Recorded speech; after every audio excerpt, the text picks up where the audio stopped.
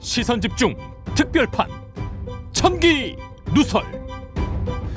네, 김종배의 시선집중 유튜브 연장방송 목요일에 보내드리는 천기 누설 시간입니다. 사실은 이 오프닝 멘트를 제가 아니라 얼수무당 박지훈 변호사가 해야 되는데 도로에서 지금 급변 사태가 발생을 했다고 합니다. 오는 도중에 도로에서 급변 사태가 발생해서 약 3, 4분 늦을 것 같아가지고요. 또 우리 촌철님들과의 또 약속 시간은 또 칼같이 지켜야 되는 거 아니겠습니까? 그래서 일단 정시에 시작을 했는데요. 천기 누설은 얼수무당이 오른 대로 게시를 하도록 하겠고, 얼수무당과 묘한 긴장 대립 견제 관계에 있는 더마카를 다시 모셨습니다. 어서 오시고요. 네, 안녕하세요. 원래 이렇게 꿰차고 들어오는 거예요. 어때요? 아니, 저는 얼수무당님을 가장 존경하고 좋아합니다. 그런 무슨 이상한 긴장 관계 이런 거 전혀 형성돼 있지 않고요. 저 가식. 네, 그리고 그 자리도 탐하지 않습니다. 저는 제 자리가 있으니까요.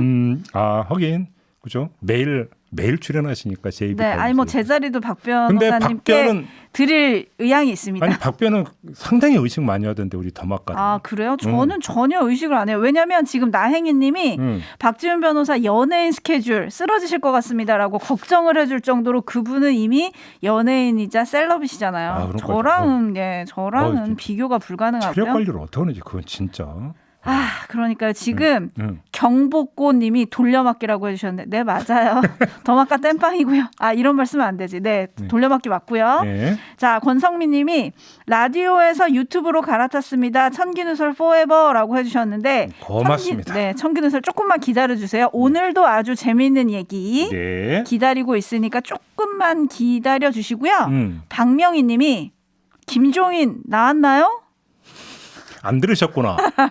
뭐 지각하실 수도 있죠. 요즘 지각이 대세인가요? 뭐 아무튼 네, 김종인 전 총괄선대위원장은 7시 반부터 8시까지 인터뷰를 마치고 지금 집에서 편안히 쉬고 계실 거고요. 다시 보기 다시 듣기 추천해드립니다. 또 인터뷰는 어땠어요? 그래서 지금 그걸 물어보려고요. AS 오늘 하려고요. 원래 이걸 내일 해야 되는데 일단 AS 합시다. 네. 김종인 전 위원장과의 인터뷰 어떠셨어요? 제가 물어봤잖아요, 제가.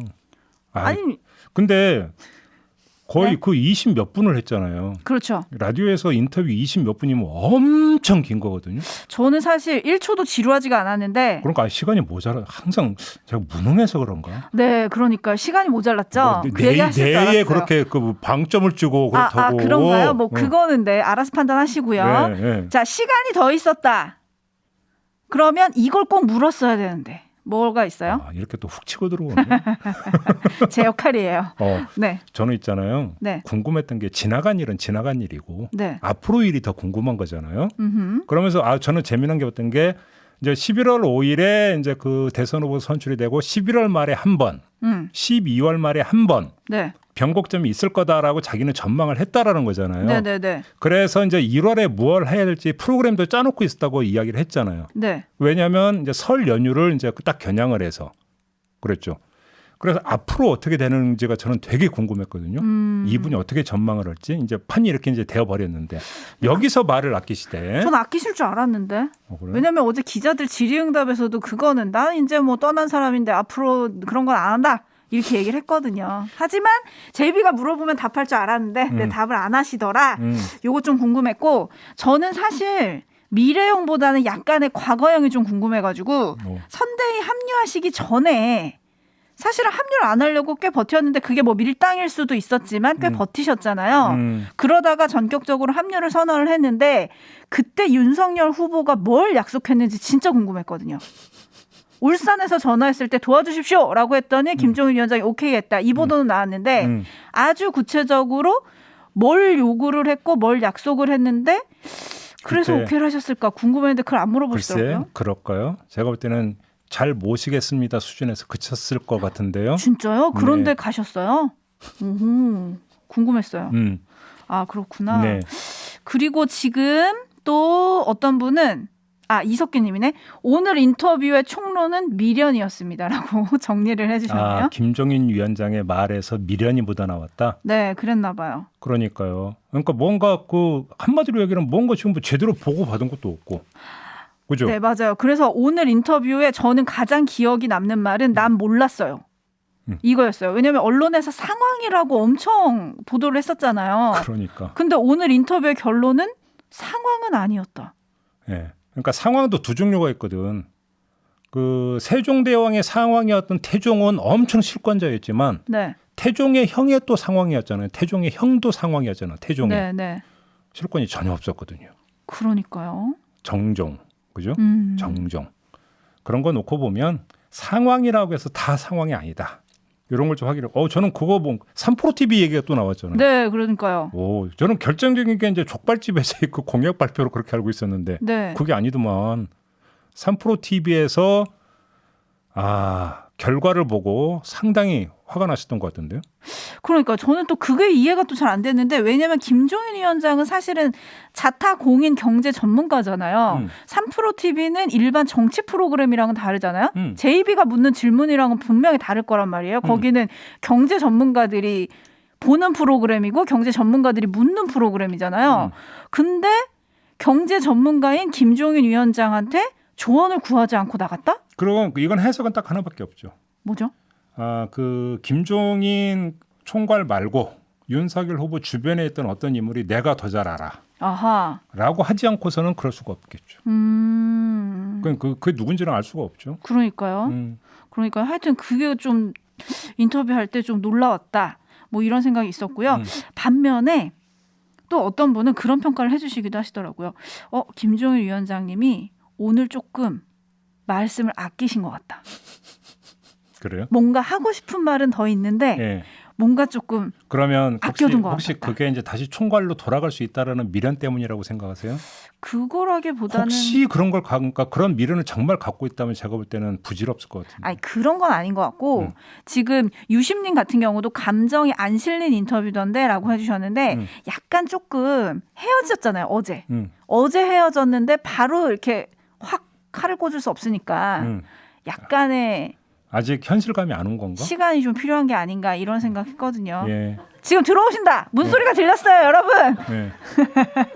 되게 좋아하네. 제가 가기 전에 진짜 힘들어요. 저 할 일도 많은데. 자, 중년 선생님이 더마카 모습은 언제 봐요? 5만 명 그러게. 이면 볼 수 있어요? 공약하시죠. 카메라 지금 돌려버릴까 그냥 확? 돌릴까?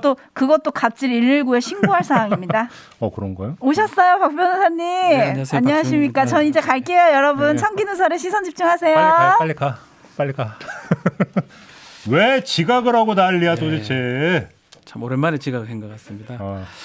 큰 사고가 난 것 같아요. 오늘 거 도로에 사정이 생겼다면서요? 경부고속도로 좀 1시간 반, 한 2시간 정도 있었던 것 같아요. 교통사고 났구나. 제가 난 건 아니고요. 크게 났구나. 그래서 뭐 오늘 아마 경부고속도로 서울 들어오신 분들 다 알겠지만 그러니까 이게 이제 상행선 쪽에서 그런 뭔가 참고 좀 하셔야 될 것 같습니다. 지금은 풀렸는지 모르겠지만 죄송합니다. 하차라는 얘기를 이거 뭐 제 방법 제가 사실 전 방송에 있었기 때문에 제가 엄청 일찍 나왔거든요. 전 방송 아예 못 들어갔고요. 사실은 그러니까 소고기 살아나. 죄송합니다. 또 소고기입니까? 죄송합니다. 죄송합니다.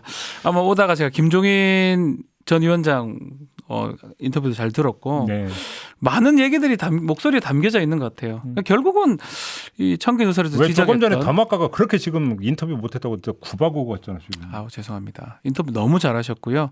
이렇게 다르다니까 사람이. 많은 얘기들을 끌어낸 것 같아요. 김종인 위원장이 사실 툭툭 던지는 말투인데 역시 박변의 어떤 내공이 묻어나오면 지금 그렇지. 저는 보는 눈이 다르잖아요. 이렇게. 배우자 질문을 이렇게 하실 줄은 몰랐는데 결국은 답변하기가 좀 곤란한 질문이니까 그냥 빼더라고요. 약간 피해가는 거죠. 얘기하기가 어려운 거니까.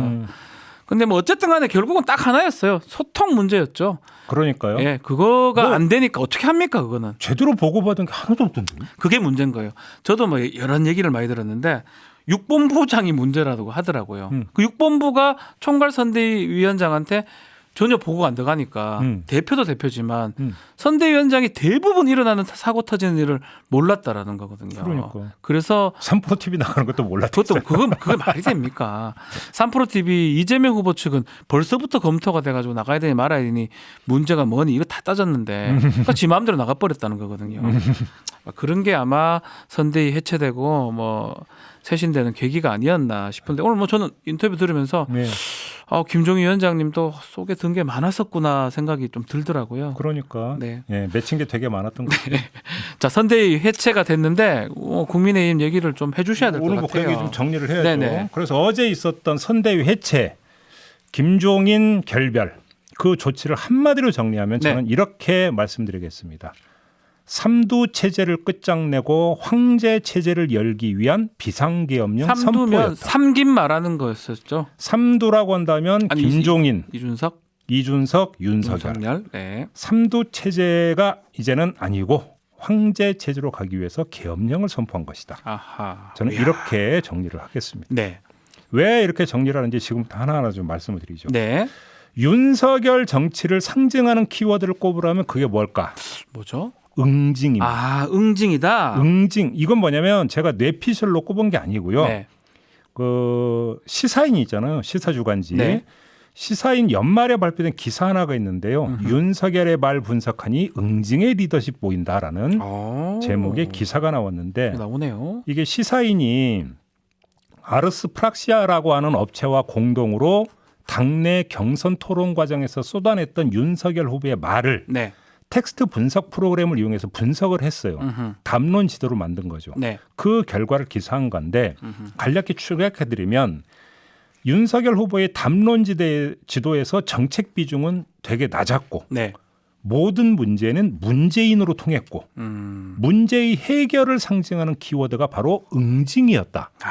이렇게 분석을 했는데요. 반문 응징 두 가지네요. 딱 그 가운데 엑기스가 되는 한 단락을 제가 뽑아왔는데 네. 잠깐 들어보시죠. 연구를 총괄한 김도훈 아르스프락시아 대표의 평가는 다음과 같다. 윤석열에 대한 분석 결과는 윤 후보의 리더십 캐릭터가 응징에 가까움을 시사한다.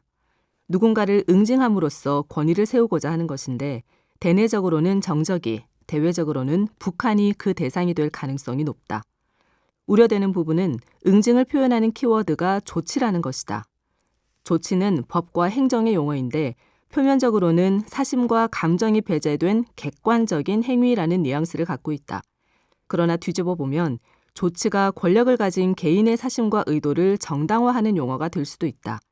응보의 대상이 검찰 등의 법 집행자들이 설정한 제도적 틀 안에서 일방적으로 재단되지 않을 것이라는 점에서 정치와 외교의 적절한 개념일지도 의문시된다.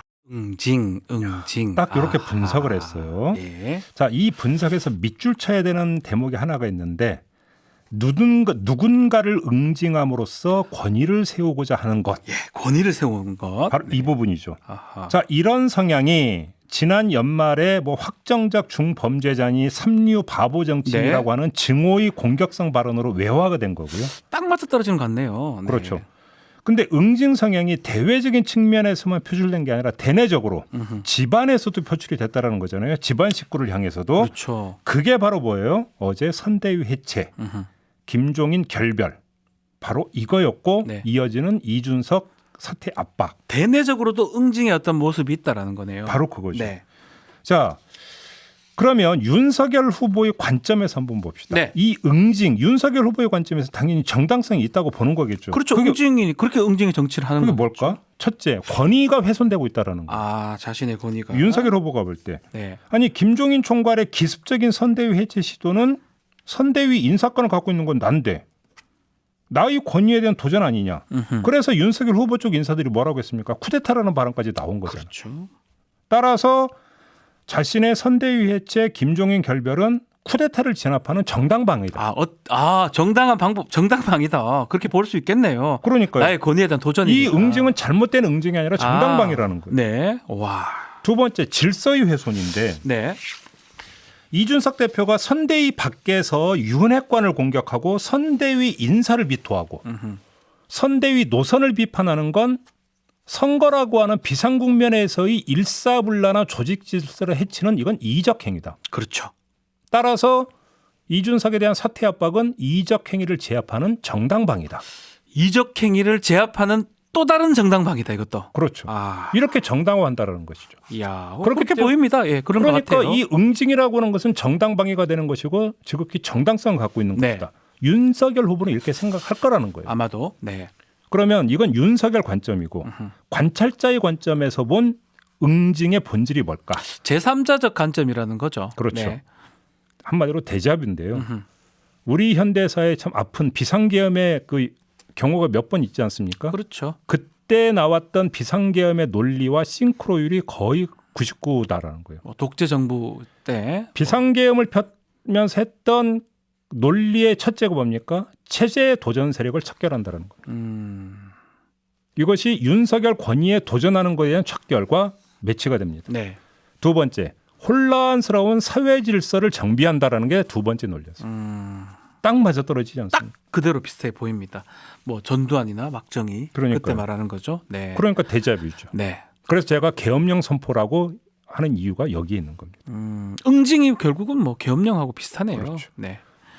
그다음에 마지막으로 그러면 윤석열 후보의 맞은편에 있는 반대자의 관점에서 본 응징의 공포성이 있어요. 그렇죠. 이것도 좀 분석이 해야 될 것 같습니다. 자, 시사인 기사에서 추출해야 되는 또 한 대목이 있는데 뭐죠? 뭐냐면 이거예요. 네. 우려되는 부분은 응징을 표현하는 키워드가 조치라는 것이다. 조치다. 이렇게 이제 분석을 했잖아요. 네. 자, 그러면 윤석열 후보의 조치가 집안 대내적에서 소통과 설득이 아니라 배제와 축출로 지금 나타나고 있다라는 거예요. 아하. 집안이잖아요. 그렇죠. 집안이면 굳이 응징까지 않고 소통과 설득을 통해서도 해결할 수 있는데 그게 아니라 조치를 동원해서 응징을 하고 있다라는 거죠. 그렇죠. 맞습니다. 그래서 네. 어떻게 하느냐? 배제, 축출로 가고 있다라는 건데 이건 혐오의 형태예요. 그렇죠. 소통보다는 아예 배제나 그렇죠. 축출이다. 예. 같은 집안 식구로 보지 않는다라는 얘기가 되어버는 거예요. 이거는 그러니까 대상계가 어떻게 됩니까? 이 순간에 공포감을 안겨주는 거죠. 그렇죠. 근데 문제는 응징의 명분이 자신에 대한 직접적인 도전뿐만 아니라 그냥 표현을 하는 이거에 대해서도 그 대상이 되고 있다는 거예요. 아니 윤석열 후보 입으로 당내 민주주의를 거론한 적이 있지 않습니까? 민주주의의 기본 출발점이 뭡니까? 표현의 자유잖아요. 조수진 공보단장이 했을 때 이거 민주주의입니다라고 그렇죠. 얘기했어요. 네. 그래서 결국은 근데 당내 민주주의의 일환으로 표현의 자유를 구가하는 것조차 응징의 대상으로 삼아버리면 네. 공포는 만연해 되는 거죠. 그렇죠. 그렇게 되면 어떻게 됩니까? 당내 언론은 얼어붙어 버립니다. 결빙되어 버린다는 겁니다. 네. 이걸 봐야 되는 거고요. 다시 관찰자의 관점으로 돌아가서 그러면 이 계엄령의 후과가 어떻게 되느냐? 아, 계엄 후가 이걸 예. 이제 그 마저 짚읍시다. 예. 당내 언로가 막히고 민주주의가 얼어붙으면 선거 신경정구직이 마비되어 버립니다. 당연한 거 아니겠어요? 당연한 것 같아요. 예. 그럼 어떻게 됩니까? 선대부는 관료화되어 버립니다.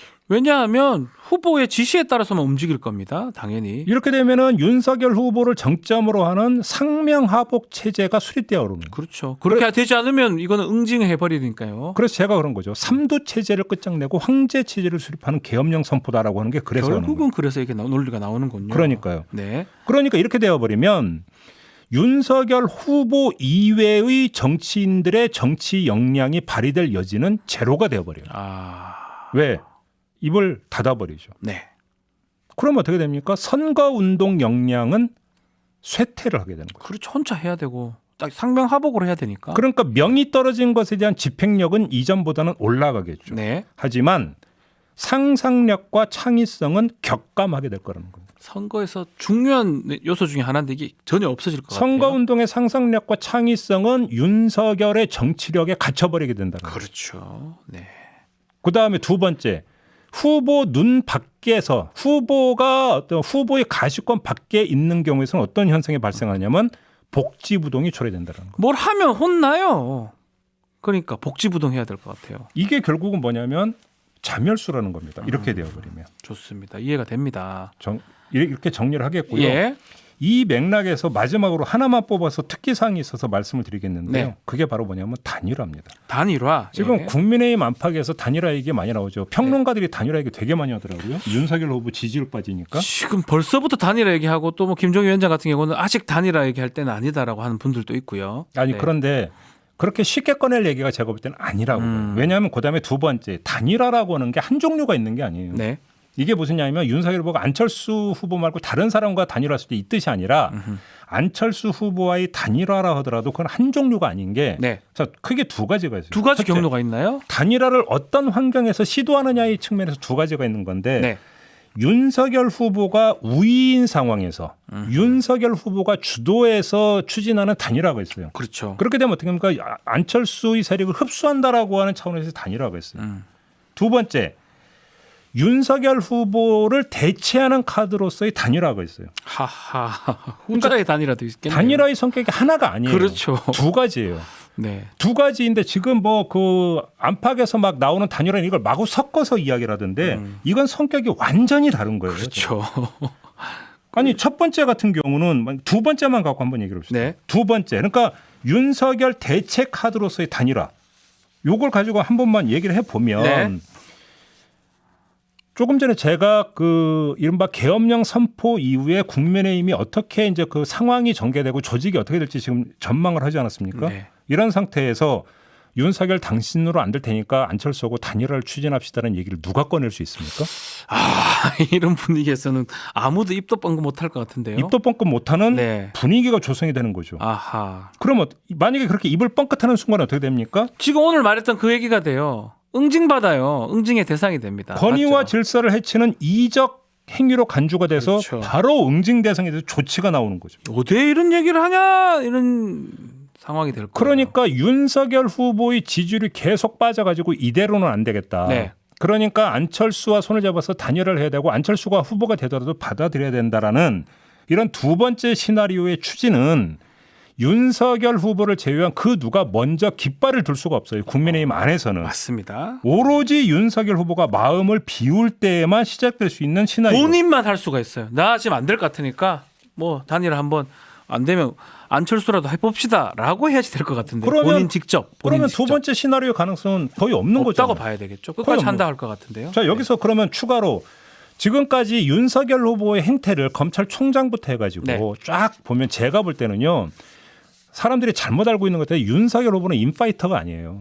아웃복서예요, 제가. 보기엔. 아웃복서라고요? 네. 돌아다니면서? 아웃복서 뭐냐면 받아치는데 능한 사람이에요. 아, 자기가 먼저 치고 들어가는 게 아니라 받아치는데 되게 능한 스타일이다. 맞습니다. 예전부터 해가지고 추미애 장관 때 등등 계속 그러니까. 그런 모양새였어요. 그러니까 외부적 공격과 탄압을 받아치는 데 있어서만큼은 이골이 나 있다라는 거예요. 맷집에 강해가지고 버티기에 능해요. 그렇죠. 버티기를 한다는 것은 특별한 정치적 설계가 필요 없다라는 거예요. 뭐 굳이 뭐 논리 필요 없습니다. 일단 버티고 하면 되는 그러니까 거니까. 정치적 창의성이나 상상력 필요 없고 아. 그냥 바로 즉자적 대응을 해도 되는 게 버티기예요. 그렇죠. 그러니까 여기서는 뭐냐면 윤석열 후보의 정치력은 별로 문제될 게 없어요. 음흠. 버티는 데 있어서는. 네. 맷집만 있으면 되는 거죠. 그렇지 않습니까? 그렇죠. 근데 지금까지 여기에 대해서는 상당히 능한 모습을 보여왔다라는 거예요. 그러면 당 안에서 그 누군가가 그 피해를 응징당할 걸 감수하면서도 깃발 들어서 안철수하고 단일화 추진합시다라고 해도 버티기에 능할 것이라는 거예요. 아마 그런 얘기가 나온다 하더라도 버틸 것이다. 그렇죠. 예. 마음을 비울 가능성 높지 않다라는 겁니다. 상황상 봤을 때 마음을 잘 안 비울 것 같아요. 그래서 만약에 정말로 윤석열 후보의 지지율이 계속 빠져가지고 네. 두 번째 시나리오가 그러니까 가동이 돼야 되는데 도대체 상황 분위기 보니까 이거 안 되겠다. 이러면 어떻게 되느냐면요.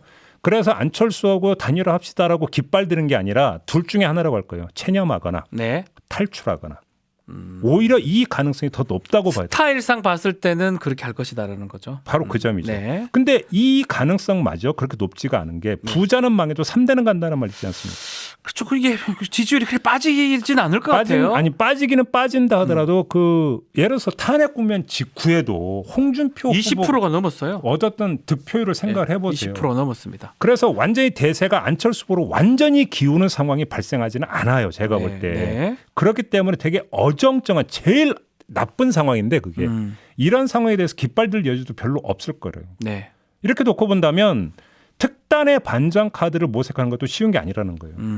그렇게 놓고 본다면 당은 그냥 이 상태로 조금씩 얼어가는 네. 결빙되어가는 빙하기로 접어든다. 이런 이야기거든요.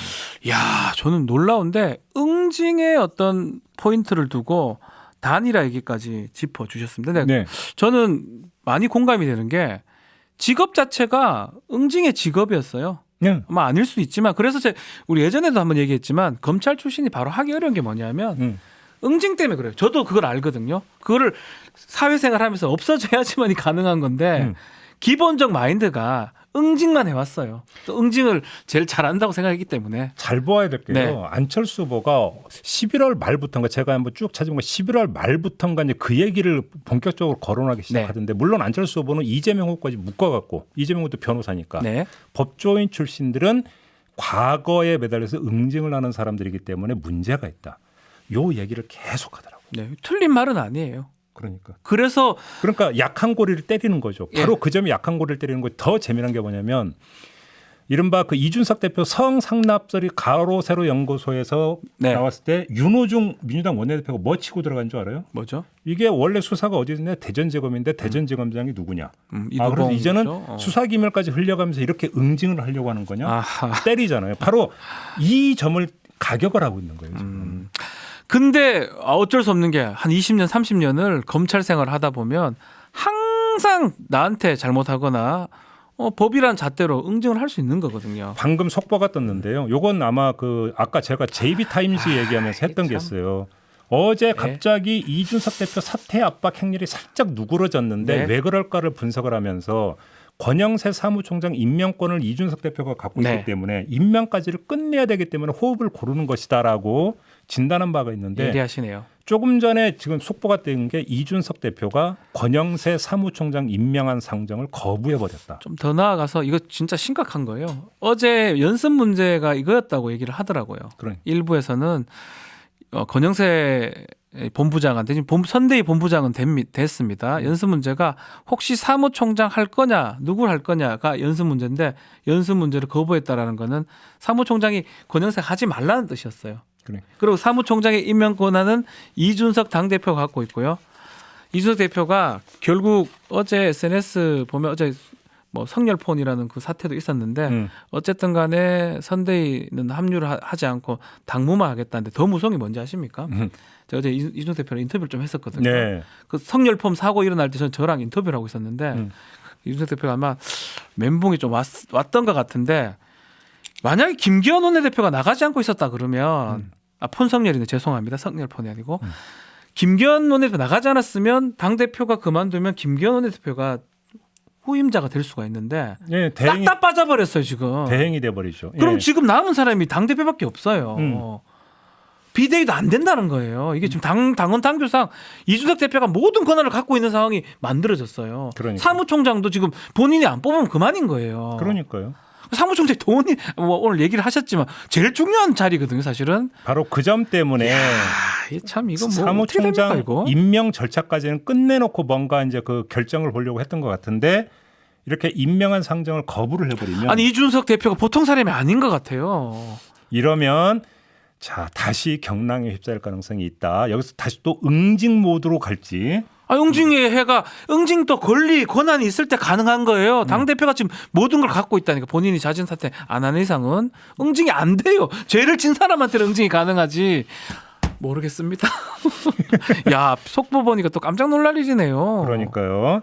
네. 이야 참. 아무튼 네. 이렇게 좀 전해드리면서 어제 이제 그 있었던 네. 기자회견 내용을 한번 좀 총 정리를 해봤습니다. 자, 몇 가지만 좀 짚어 보겠습니다. 아유.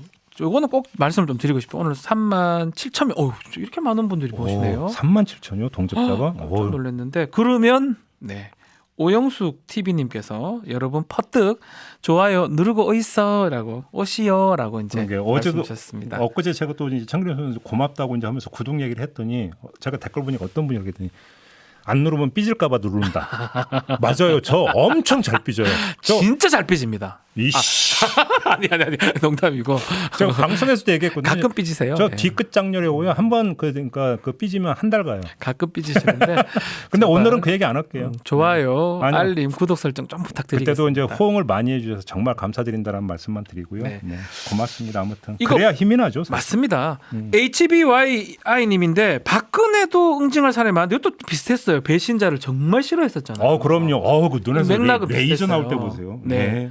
암만 자기랑 친했던 사람이라도 배신한다면 용납을 못했었거든요.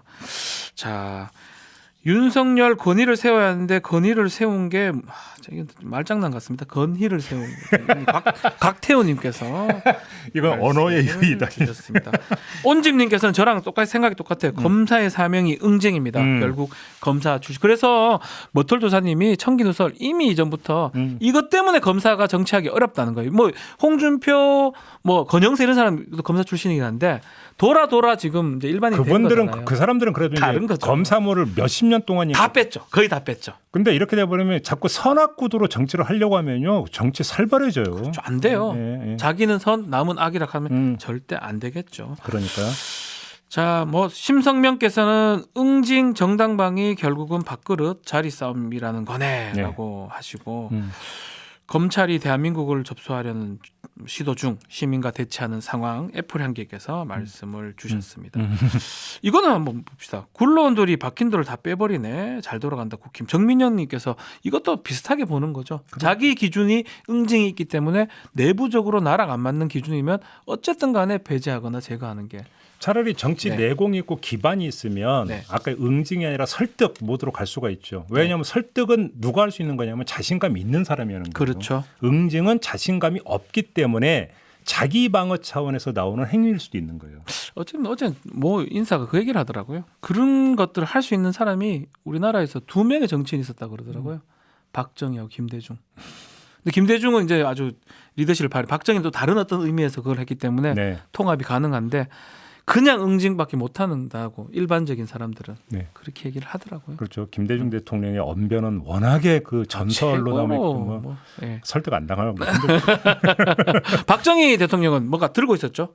철권을 그렇죠. 들고 있었기 때문에 네. 가능했던 거고요. 언변도 언변이겠지만 뭐 그건 모르겠습니다. 네. 자, 뭐 오늘 제가 좀 늦어가지고 네. 죄송의 말씀을 뭐 그래도 드리겠습니다. 뭐 무사히 잘 끝났는데요. 뭐. 네. 박변 급변이라 해서 큰 거 보러 가신 줄 알았어요. 네. 그것도 급변이다. 급변 사태. 그렇죠. 네. 이것처럼 심각한 급변 사태가 없지 사실은 따지고 보면. 네. 좋습니다. 마무리해야 또 이제 가서 또 저도 이제 빨리 또 뛰어가야지. 감사합니다. 네. 자, 청기누설 오늘 여기서 마무리하도록 하겠습니다. 감사합니다. 고맙습니다.